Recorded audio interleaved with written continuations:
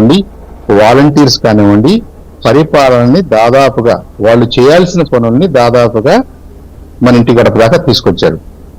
దాన్ని ఇంకా మనం ఆప్టిమైజ్ చేద్దాం, ఇంప్రూవ్ చేద్దాం, బాగా చేద్దాం, ఎక్కువ శాలరీస్ ఇద్దాం, బాగా మోటివేట్ చేద్దాం, అవన్నీ ఫ్యూచర్ లో జరగాల్సిన ఉన్నాయి. దాన్ని ఐఎమ్ నాట్ డిస్ప్యూటింగ్ బట్ ఉన్న సిస్టమ్ ని మాత్రం మనం డిస్టర్బ్ చేయాలని కోరుకోవాల్సిన అవసరం లేదు. ఉన్న సిస్టమ్ అలా ఉండాలనేది మా పాయింట్. ఆ ఫ్యూడల్ మైండ్ సెట్ మళ్ళీ దీంట్లోకి రాకూడదు అనేది మా ఆశ కూడా.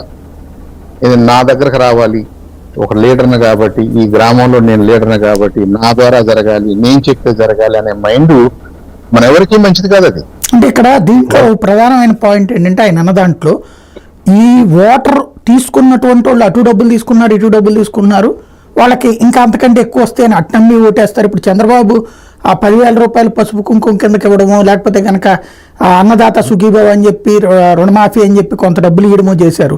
అంతకుముందు ఎవరు ఇవ్వనంతగా చంద్రబాబు ఇచ్చారు. కానీ చంద్రబాబు గారి కంటే ఎక్కువ ఇస్తారు జగన్మోహన్ రెడ్డి గారని ఈయన నమ్మారు.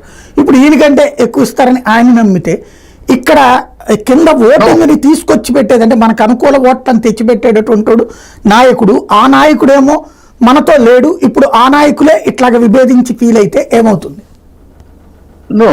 ఎలాంటి కొనికి ఇబ్బందులు ఉండొచ్చండి. బట్ రిఫార్మ్ అనే దాని మీద మనం నమ్ముకున్నాం కాబట్టి ఇక్కడ ఎలక్టోరల్ రిజల్ట్ ఒక్కటే కాదు కదా మనకు కావాల్సింది. ఒక మంచి పని చేయడానికి కొన్ని ఇబ్బందులు ఉంటాయి, న్యాచురల్ గా ఉంటాయి. ఏ రిఫార్మ్ ని 100% ఆఫ్ ద పాపులేషన్ ఒప్పుకోదు, ఎస్పెషల్లీ పొలిటీషియన్స్ అసలు ఒప్పుకోరు. కానీ ఒక మంచి పని చేస్తున్నప్పుడు మనం మిస్లీడ్ చేయకుండా ఆ మంచి పని చేయడానికి కొనసాగిస్తే బాగుంటది అనేది నా అభిప్రాయం. అదే జగన్మోహన్ రెడ్డి గారు ఇన్సిస్ట్ చేశాడు.